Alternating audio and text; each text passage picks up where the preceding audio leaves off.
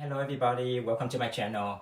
So yesterday I made a 1-minute video of my feeling about the new NCLEX exam and I got a lot of response to it. So today I decided to make this video to share with you about the materials that you need to pass the new NCLEX exam.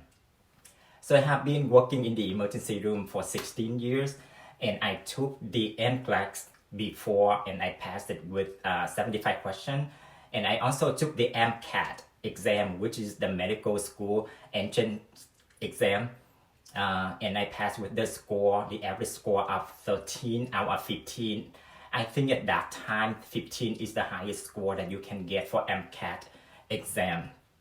So MCAT, they changed the format like twice since I took that exam already. So now score is ranging from 450 to 550. It's totally different from the grading score before. So now it's time for NCLEX to change it. And I don't know if the change is gonna make any difference, but then they decided to change it so that you have to get stuck with it. So if you took the old exam, which I did, so you would know that the computer will plot your question on a graph like this. So then the horizontal line is the number of questions and then the vertical is your answers. And then the middle line right here, that is the passing line. So it always started out with a very easy question. So if you get that question right, so it will plot your graph will go up a little bit above the passing line. And then it just keep going. If you keep answering the question correctly, so your graph will be going up above the passing line. So you will pass the test at 75 questions. Another scenario is that if you keep answering your question wrong, so your graph will go below the passing line and then you will stop at 75 questions, but then you will fail the test. And then the other scenario is that if your graph just go up and down between the passing line, that means you have to answer all of the questions in the test and you may pass or fail, just depends on how your graph goes. So that is the old exam. So with the new exam, so then they changed the format. So they said that 80% of the questions still like the old exam. So only 20% new. So that 20% will include the scenarios. So they give you scenarios and then you answer the question and then you fill in the blanks and then you also have to match the question based on what they give you. Okay, why do they change the format right now? Because everything you do in reality, it requires critical thinking. Whether if you apply for a new job, you get new certification, or you do annual competency at your hospital, you always have to take some type of test, and then that test has like a lot of scenarios for you to do, and you have to answer the question based on the scenarios. So I think that's why they changed the format.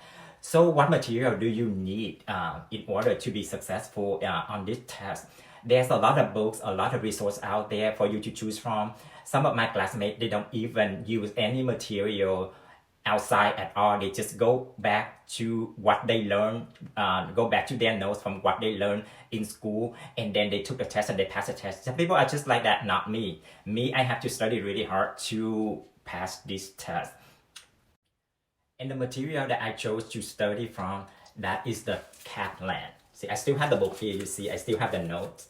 So Kaplan actually does a very good job for this type of exam. I took the Kaplan for NCLEX and I took the Kaplan for MCAT. I remember at that time I had to pay $500 for the Kaplan review. So they sent me the book and then after I read the book, so I just signed online and then I took the test, the practice test online from Kaplan, and I did the same for the MCAT.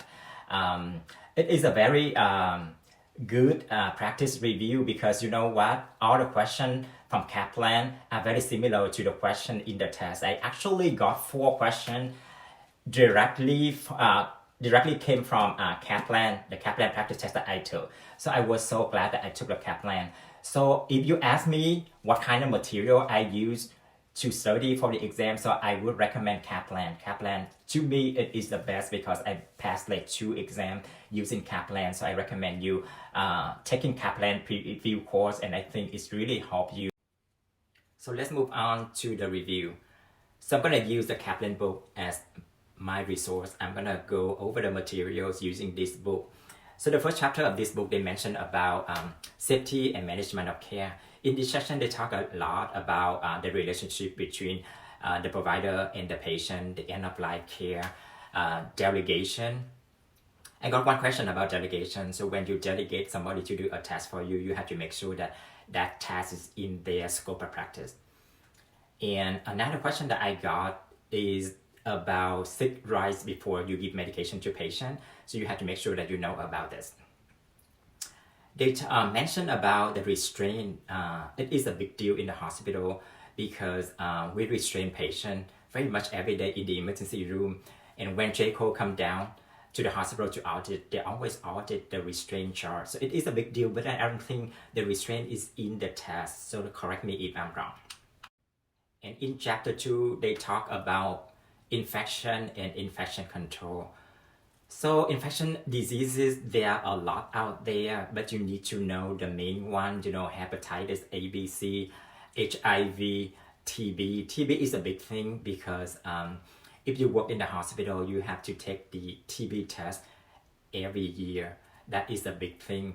For TB, you need to know what it is, the sign of symptom, and then medication for the treatment. So that is a big thing, and TB will be on your test. Another thing they mentioned in this section is the toxicity, lithium toxicity, digoxin toxicity. So lithium toxicity, you need to know about that because a lot of psych patients, they take lithium for their disease. So then you need to know the lithium toxicity. It will be on your test. Digoxin toxicity is the same thing. And they mentioned also about overdose, Tylenol overdose, narcotic overdose, benzo overdose. You need to know the reversal agent for all of those overdose, okay? Okay, moving on to the next chapter. So this chapter is about growth and development. I hated it. This is my least favorite section. But I actually had a test. Yeah, I have a test question on this material. I can't remember exactly what the question was, but it was something like this. I think the mom took a kid to a clinic and the kid was crying non-stop at the clinic, and they were asking what kind of toy would you give to that kid. I forgot how old that kid was, and I don't know if I got this question right or wrong, but this material, this session, I hated it because I don't like it at all. So the next chapter will be labor and delivery. I didn't get any question on this material, so I don't know what kind of question will be on the test for this material. But some of my friends said that there will be question on Pitocin, the medication to induce labor, that you need to know. You need to know ectopic pregnancy, the sign and symptom, and then intervention for that. And preeclampsia. Preeclampsia we see in the emergency room quite often. So then preeclampsia, sign and symptom, and then the treatment for preeclampsia. So I think those are very important questions that might show up on your test about OB. And another one, I think it is the prolapse cord. Yeah, what you do with the when the patient has a prolapse cord. Yeah, so that question might be on the test too. So remember that and look over that. Okay, moving on to the next chapter. They are talking about OB. So I didn't get any question regarding OB, so I don't know what type of question they will have on the test. But one of my friends told me that she got a question regarding Pitocin, which is a medication that induces labor. So I think you need to look up this medication and know. So it might show up on your test. And other information in OB that I think you should know is that the acceleration and then the deceleration and acceleration fetal heart tone. Two other diagnoses that you should know in OB is that the ectopic pregnancy and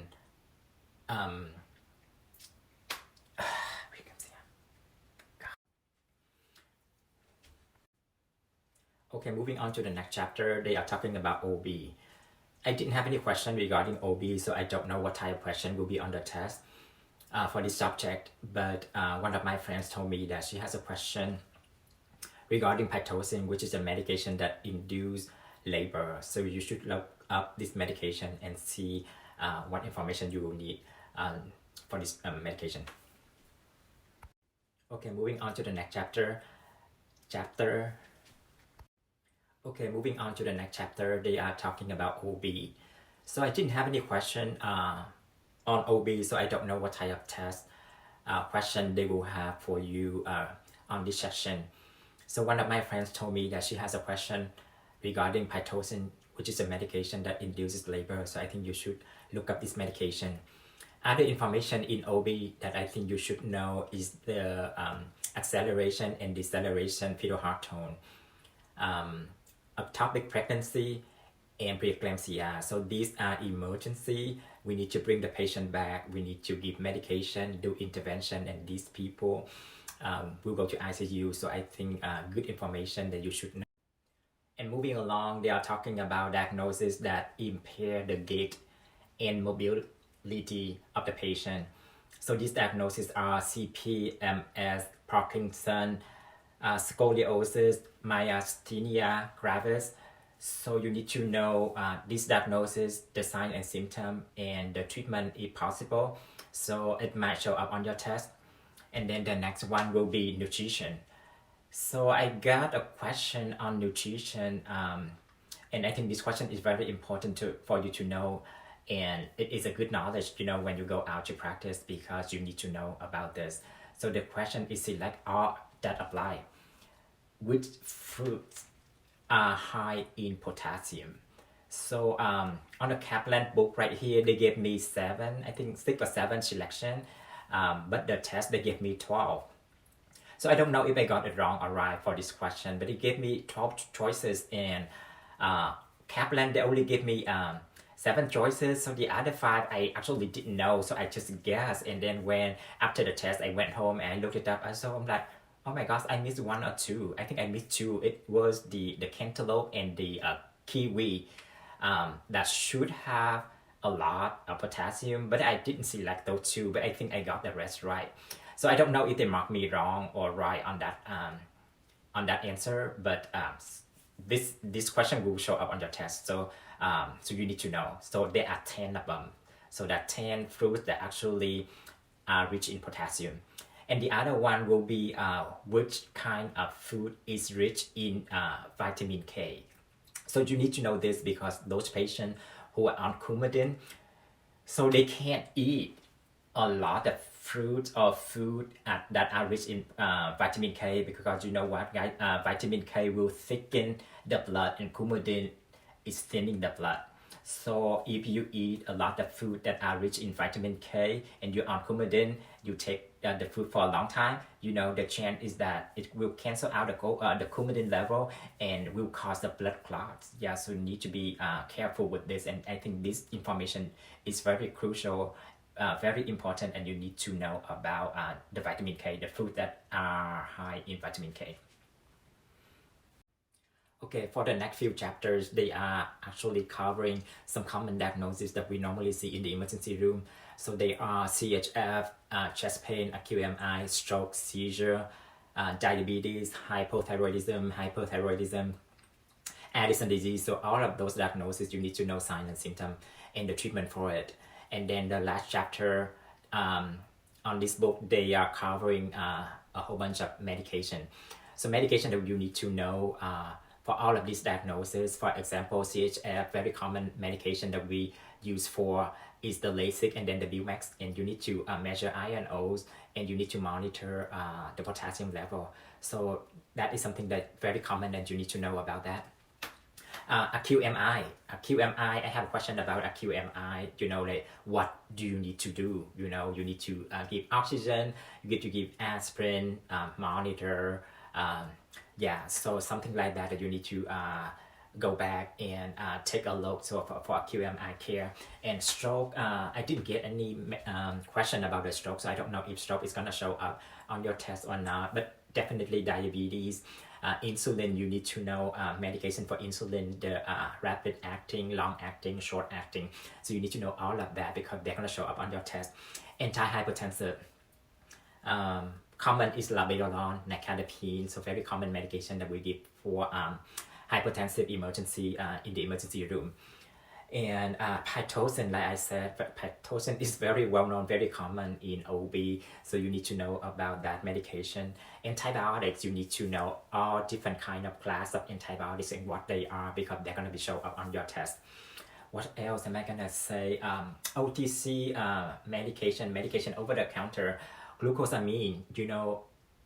I was surprised that glucosamine showed up on my test, even though I thought it was just, it wasn't like important or compared to other medication, but then glucosamine showed up on my test. And one other medication that is treated for ulcers, that is the caliphate. And I think I only gave caliphate like a handful of time in the emergency room, but caliphate showed up on my test. I think the question was like, which of the medication is for duodenal ulcer, and it is caliphate. Yeah, so that is something that I remember, so I would share that with you.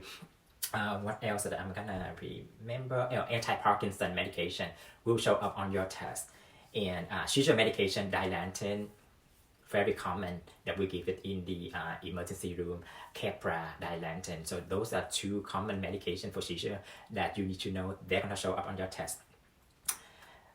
Lithium, antipsychotic medication. Lithium is one of them that is gonna show up on your test.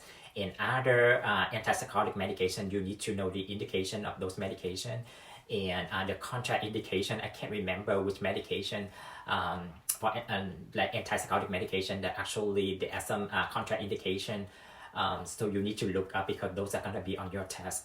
I think my review until here is very much like at the end. I hope this is helpful for you, and I wish you a lot of luck. If you have any questions, you just email me. I think I will leave my email below, so then you can contact me as needed. I am happy to talk to you about the NCLEX or anything about the interview. If you pass the NCLEX and about the job, if you want to have a job in Northern California, I will be able to help you with that. So good luck with your exam, and email me if you have any questions. Thank you, you guys. Thank you for watching. I appreciate it.